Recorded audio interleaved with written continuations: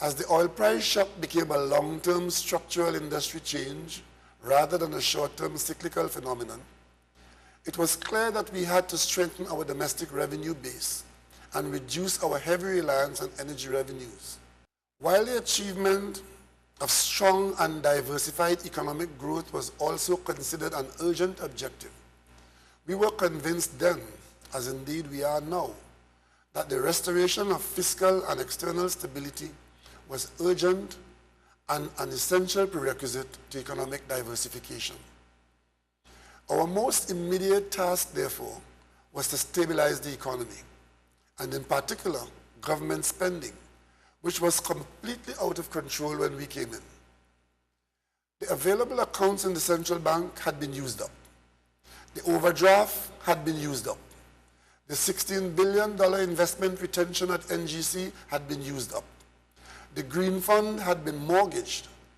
And in addition to this, government contracting and debt to contractors, large and small, were at an all-time high. Ladies and gentlemen, I will be less than honest if I do not concede that the first 2 years of the fiscal consolidation strategy have been very difficult. I can only say with satisfaction that we have made important progress in that we have begun to successfully address some of our entrenched vulnerabilities and to make the hard decisions that are indispensable to our long-term economic survival. Even so, as we struggled with the existing high debt load, this new assignment could not have been done without resorting to new borrowing to prevent the economy from collapsing completely.